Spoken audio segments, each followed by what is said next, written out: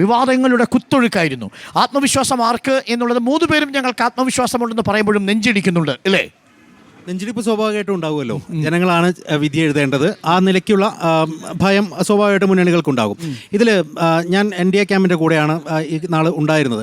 അതിൽ ഞാൻ ശ്രദ്ധിച്ച് നോക്കിയപ്പോൾ തുടക്കത്തിൽ ശോഭാ സുരേന്ദ്രനുമായി ബന്ധപ്പെട്ടുകൊണ്ടുള്ള വിഷയം വരുന്നു. ഇവിടെ ഫ്ലക്സ് കത്തിക്കുന്ന അടക്കമുള്ള കഥകൾ നമ്മൾ കാണുന്നു. അതിനുശേഷം പിന്നീട് വരുന്നത് സന്ദീപാണ്. സന്ദീപ് ഇന്ന് പോവും നാളെ പോവും, ഇന്ന് പോവും നാളെ പോകും എന്ന് പറഞ്ഞ് നിൽക്കുന്നു. പക്ഷേ ഒന്നും സംഭവിച്ചില്ല. ഏറ്റവും ഒടുവിൽ ഒരു സർജിക്കൽ സ്ട്രൈക്ക് എന്ന പദം ഉപയോഗിച്ചുകൊണ്ട് സന്ദീപ് പോയി. പക്ഷേ അക്ഷരാർത്ഥത്തിൽ എന്താ സംഭവിച്ചത്? NDA ക്യാമ്പിനെ സംബന്ധിച്ച് അതൊരു വരമായി എന്നുള്ളതാണ് യാഥാർത്ഥ്യം. കാരണം സന്ദീപ് ഇറങ്ങിയ ഘട്ടം വരെ ചില പ്രശ്നങ്ങൾ അല്ലെങ്കിൽ ഒന്ന് ഒത്തുചേർന്ന് പോകായ്മ ചിലയിടങ്ങളിലെങ്കിലും ഉണ്ടായിരുന്നു. സന്ദീപ് ഇറങ്ങിക്കൊണ്ട് തന്നെ പെട്ടെന്ന് ഒരു അദ്ദേഹത്തിൻ്റെ സംസാരം വരുന്നു, ബലിദാനികളുമായി ബന്ധപ്പെട്ടുകൊണ്ട് ഒക്കെയുള്ള പ്രയോഗങ്ങൾ വരുന്നു, മൂത്താന്തറയൊക്കെ പരാമർശിക്കുന്നു.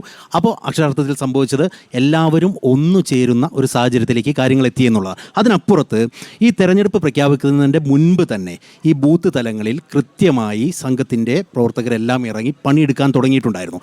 പക്ഷേ അത് സജീവമായിരുന്നു എന്ന് ചോദിച്ചാൽ അത്ര കണ്ട് സജീവമായിരുന്നില്ല. പക്ഷേ ഒരു ഘട്ടം കഴിഞ്ഞപ്പോൾ അത് പൂർണ്ണ സജീവതയിലേക്ക് എത്തി എന്നുള്ളതാണ്. ഇപ്പോൾ ഇന്നലെയൊക്കെ നമ്മൾ കാണുന്ന കാഴ്ച എന്ന് പറഞ്ഞാൽ ഒന്നിച്ച് നിന്ന് ഈ ഒരു പോരാട്ടം എന്നുള്ള നിലയിലേക്ക് സംവിധാനങ്ങളെ ഒന്നാകെ എത്തിക്കാൻ കഴിഞ്ഞു എന്നുള്ളതാണ്. ആ നിലയ്ക്ക് വിജയിക്കാം എന്നുള്ളൊരു പ്രതീക്ഷ NDA ക്യാമ്പിനെ സംബന്ധിച്ച് ഉണ്ട്. പക്ഷേ നേരത്തെ ഇക്ബാലും അഷ്കറും ഒക്കെ സൂചിപ്പിച്ചതുപോലെ കഴിഞ്ഞ തവണ നമ്മൾ കണ്ടതാണ് കണ്ണാടിയിൽ നിന്ന് വന്ന വോട്ടിൻ്റെ മാറ്റം. പിരായിരിയിൽ ഉൾപ്പെടെയുള്ള ന്യൂനപക്ഷ വോട്ടുകൾ എങ്ങോട്ട് പോകുന്നു, അതിലൊരു കൺസോൾട്ടേഷൻ വരുമോ എന്നുള്ള ചോദ്യം അവിടെ ഉണ്ടല്ലോ. സ്വാഭാവികമായിട്ടും ആ ചോദ്യം ഉണ്ടാവും.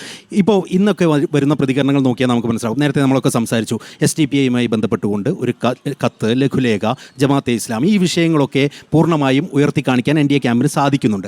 അപ്പോൾ ഗ്രീൻ ആർമി ഉൾപ്പെടെയുള്ള സംവിധാനങ്ങൾ ഇറങ്ങി ഒരു പ്രചരണം നടത്തുന്ന സംവിധാനം വരുന്നു.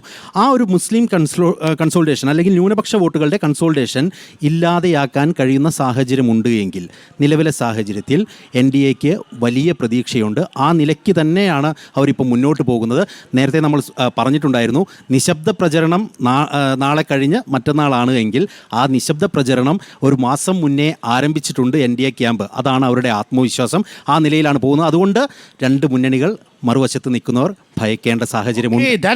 എനിക്കൊരു VS രഞ്ജിത്തും BJPയിലെ നീക്കങ്ങളൊക്കെ സൂക്ഷ്മമായിട്ട്